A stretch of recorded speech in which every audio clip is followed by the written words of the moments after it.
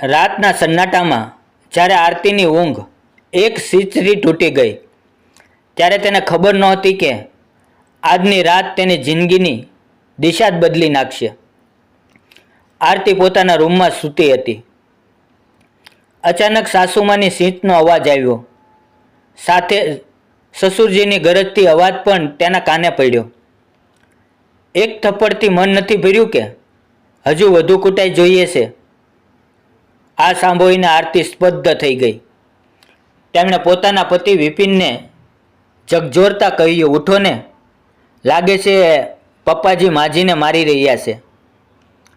વિપિન આરતી પર ચલ્લાતા બોલ્યો, માં તો માર ખાવાને લાયક જ છે. તું મને સુવા દે. પપ્પા મોડી રાત્રે પોતાના રૂમમાં શું કરે છે તેનાથી અમને કોઈ વાત નથી. આ તેમનો આપસી મામલો છે. તેમની પણ પોતાની પ્રાઇવસી છે. આરતીથી રહેવાયું નહીં. તે ઉઠીને સસુરજીના રૂમમાં પહોંચી ગઈ.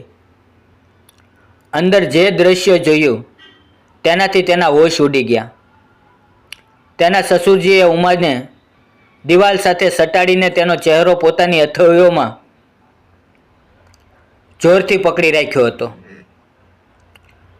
આગલી ક્ષણે તેમણે એક તમાચો મારતા કહ્યું, હવે તું જીભ પણ લગાડવા લાગી છે? ક્યાંથી શીખી રહી છે આ બધું? યાદ રાખ, તું ઓરત છે અને તારે જીવનભર મારી ગુલામી કરવી પડશે.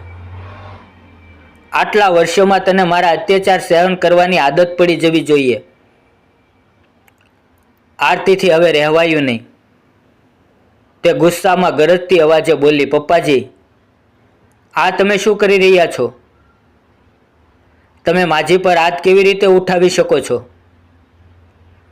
દયાશંકરજી ગુસ્સામાં પાછા ફરતા બોલ્યા, વહુ, તારું અહીંયા કોઈ કામ નથી. તું ચૂપચાપ પોતાના રૂમમાં જતી રહે. આ તારા માટે સારું રહેશે. પણ આરતી રોકાય નહીં. તે લપકીને અંદર આવી અને સસુરજીના હાથમાંથી સાસુને છોડાવતા બોલી, તમને શું થઈ ગયું છે? ઘરમાં આવી રીતે રહેવાય છે? દયાશંકરજી ગુસ્સામાં બોલ્યા, આ મારું ઘર છે. આ ઘરમાં હું જેમ ઈચ્છું તેમ રહું. મને સમજાવવા વાળી તું કોણ હોય છે? આટલું કહીને તેઓ ગુસ્સામાં પગ પટકતા વિપિનના રૂમની બહાર આવ્યા અને જોરથી સીચ પાડતા બોલ્યા, વિપિન, તું શું કરી રહ્યો છે? જો તારી પત્નીને સંભાળી લે, નહીં તો સારું નહીં થાય. વિપિન હડબડાટમાં રૂમમાંથી બહાર આવ્યો. દયાશંકરજી ગુસ્સામાં બોલ્યા, તારી પત્ની મારા રૂમમાં આવીને બબાલ કરી રહી છે. તેને કહી દે કે હું મારા રૂમમાં જે કંઈ કરું તેમાં તેને વચ્ચે બોલવાની જરૂર નથી. વિપિન તરત જ લપકીને પપ્પાના રૂમમાં પહોંચ્યો અને આરતીનો હાથ પકડીને તેને બહાર ખેંચતા બોલ્યો, ચાલ, તારે અહીંયા કોઈ કામ નથી. આ પપ્પાનો રૂમ છે. પપ્પા પોતાના રૂમમાં જે કંઈ કરે તેનાથી અમને શું? આરતીએ તેનો હાથ ઝટકીને ગુસ્સામાં કહ્યું, તમને તમારી માતાની હાલત જોઈને કંઈ સમજ પડે છે કે નહીં? વાત કંઈ પણ હોય, પત્ની પર આ રીતે હાથ ઉઠાવવો યોગ્ય નથી. હવે વિપિનથી રહેવાયું નહીં. તેણે આરતીને જબરદસ્તી ખેંચવાથી બહાર લાવી અને તેને એક જોરદાર તમાચો મારતા કહ્યું, બાપુજી સારું જ કરે છે જે માજીને મારે છે. જો ઓરતને કાબૂમાં ન રાખીએ તો તેઓ આવી જ બદતમીજી થઈ જાય છે. અમારા લગ્નને 7 મહિના થયા છે અને તને હજુ સુધી એ સમજાયું નથી કે આ ઘર બાપુજીનું છે અને તેઓ પોતાની મરજીના માલિક છે. આગળથી બાપુજી કંઈ પણ કરે, તારે તેમના મામલામાં કંઈ બોલવાની જરૂર નથી. વિપિનની વાતો સાંભળીને આરતી હેરાન થઈ ગઈ. ઉમાજી રૂમની અંદર રડી રહ્યા હતા. બહારથી તમાચાનો અવાજ આવતા તેઓ દોડીને બહાર આવ્યા અને જોયું તો આરતી પોતાનો ગાલ પકડીને ફર્શ પર બેઠી હતી. તેમનું હૃદય ધક કરી ગયું. તેઓ વિચારવા લાગ્યા, મારો દીકરો પણ પિતાના જ રસ્તે ચાલ્યો. તેમણે પોતાનું દુઃખ ભૂલીને વિપિનની સામે આવીને ઊભા રહીને ગુસ્સામાં ગરજતા કહ્યું, ત્યાં વહુ પર હાથ ઉઠાવવાની હિંમત પણ કેવી રીતે કરી? વિપિન ગુસ્સામાં બોલ્યો, તમારે ઓરતોને માર ખાવાની આદત હોવી જોઈએ. વગર મારે તમને લોકોને વાત સમજાય છે ખરી? હવે તો ઉમાજી ગુસ્સાથી કાંપવા લાગ્યા અને તેણે જોરથી વિપિનને એક ચાટો મારતા કહ્યું, શું મેં આજ દિવસ માટે તારી પરવરિશ કરી હતી? અચાનક પડેલા થપ્પડથી વિપિન ભોંચક રહી ગયો. તેને આશા નહોતી કે તેની માં તેના પર હાથ ઉઠાવી શકે. ત્યાં જ દયાશંકર ઉમાજી પાસે આવ્યા અને કહેવા લાગ્યા, તે મારા દીકરાને થપ્પડ કેમ મારી? ઉમાજી ગુસ્સામાં બોલ્યા, આ તમે લોકોએ શું લગાડી રાખ્યું છે કે ઓરત માત્ર માર ખાવાને લાયક જ હોય છે? અરે માર ખાવાના કામ તો તમે લોકો કરી રહ્યા છો. સાચું કહું તો કદાચ ગલતી મારી જ છે. જો મેં પહેલાં આ વિરોધ કર્યો હોત તો આજે કદાચ મારો દીકરો પણ પિતાના અવગુણની પરછાઈ ન બનત. દયાશંકરજી ગુસ્સામાં દાંત પીસતા બોલ્યા, રોક, હમણાં તને સબક શીખવું છું. ત્યાં જ ઉમાજીએ ભાગીને ખૂણામાં પડેલો દંડો ઉપાડી લીધો અને ગુસ્સાથી ગરજતા જોરથી બોલ્યા, ખબરદાર, જો મારી તરફ એક ડગલું પણ આગળ વધ્યા તો. દયાશંકરજી બોખલાઈ ગયા અને કહેવા લાગ્યા, તારી આટલી હિંમત કે તું મને દંડો બતાવે છે? આજે તારી અક્કલ ઠીકાણે લગાડું છું. ત્યાં જ આરતી ઉઠીને ઊભી થઈ અને બોલી, ખબરદાર, હવે તમે માજીને કંઈ નહીં કહો.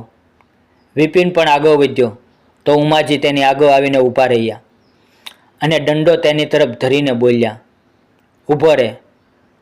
કોઈ પણ વહુને કે મને હાથ નહીં લગાડે. આજે બંને સાસુ વહુ એકબીજા માટે અન્યાય સામે ઊભા હતા. વિપિન માતાને ધક્કો મારીને આરતીને રૂમ તરફ લઈ જવા લાગ્યો. આરતી તેનો હાથ છોડાવવાની કોશિશ કરતી હતી. દયાશંકરજીએ તરત જ જઈને પત્નીને ઘસીટવા માંડ્યું. ઉમાજીએ એક દંડો મારતા ગુસ્સામાં સીચ પાડી, ખબરદાર, જો મને હાથ લગાડ્યો તો. દયાશંકરજી જોર જબરદસ્તી કરવા લાગ્યા તો ઉમાજીના દંડાના પ્રહાર વધવા લાગ્યા. હવે તો દયાશંકરજી દંડાના પ્રહારથી બચવાની કોશિશ કરવા લાગ્યા. વિપિન આ દ્રશ્ય જોઈને આરતીને છોડીને માતા પાસે આવ્યો અને માતાના હાથમાંથી દંડો છીનવવાની કોશિશ કરવા લાગ્યો. આ દરમિયાન આરતીએ પોલીસને ફોન કરી દીધો. આરતીનો અવાજ સાંભળીને દયાશંકરજી અને વિપિન બંને સ્તબ્ધ થઈ ગયા. વિપિન તરત જ આરતી પાસે આવ્યો અને કહેવા લાગ્યો, આ તે શું કર્યું? પોલીસને ફોન કરવાનું કોણે કહ્યું હતું? આરતી ગુસ્સામાં બોલી, આજે તો તમારી અક્કલ ઠેકાણે લગાડવી જરૂરી છે, નહીં તો તમારી હિંમત દિવસે ને દિવસે વધતી જ જાય છે. મને આવો પતિ નથી જોઈતો જે પોતાની માતાને માર ખાતી જોઈને પણ ચૂપ રહે અને પોતાની પત્ની પર પણ હાથ ઉઠાવે. જો તમારા બાપુજી માજી સાથે મારપીટ કરી રહ્યા હતા તો તમારે તેનો વિરોધ કરવો જોઈએ, નહીં કે તેનો સાથ આપવો જોઈએ, અથવા તેમના પગલે ચાલીને મારા પર હાથ ઉઠાવવો જોઈએ. વિપિનના તો હોશ ઉડી ગયા હતા. તે વાત બદલતા બોલ્યો, જો આમાં મારી કોઈ ગલતી નથી. હું બાળપણથી આ જ બધું જોઈને મોટો થયો છું. મને માફ કરી દે. દયાશંકરજી પણ ગુસ્સામાં કહેવા લાગ્યા, વહુ, આ અમારા ઘરનો મામલો હતો. એક તો તે મારી પ્રાઇવસીનું ધ્યાન ન રાખ્યું અને ઉપરથી પોલીસને પણ ફોન કરી દીધો. આરતી ગુસ્સે થઈને બોલી, આ કોઈ પ્રાઇવસી ન હતી. ઓરત સાથે બંધ રૂમમાં અત્યાચાર થાય તો એનો અર્થ એ નથી કે અત્યાચાર કરવા તો જ જાય. દયાશંકરજી ગુસ્સામાં બોલ્યા, હું તારા પિતાને ફોન કરીને કહીશ કે તું કેટલી બદતમીજ છે. હમણાં જ પોલીસને ફોન કરીને ઘરે આવવાનું મના કરી દે. આરતી પણ જીત પર અટકી ગઈ અને બોલી, હું પણ પપ્પાને ફોન કરીને કહીશ કે તેમણે કેવા પરિવારમાં મારો સંબંધ નક્કી કર્યો છે,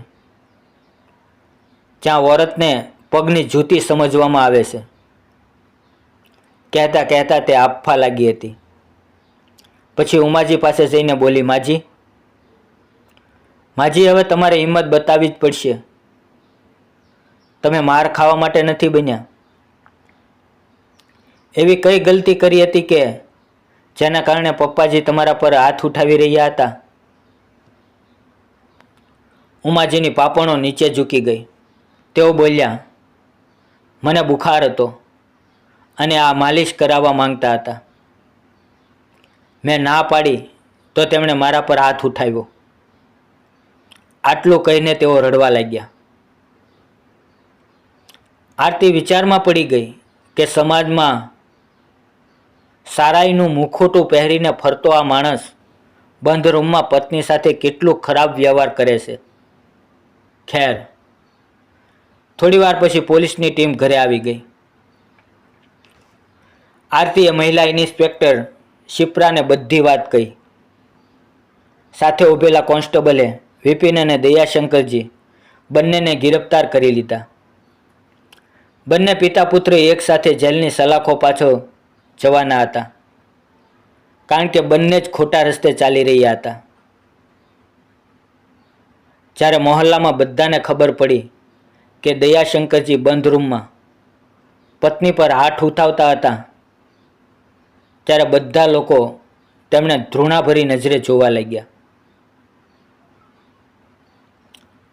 દયાશંકરજી કોઈ સાથે આંખો મેળવી શકતા નહોતા અને વિપિન પણ હક્કા બક્કા થઈ ગયો હતો.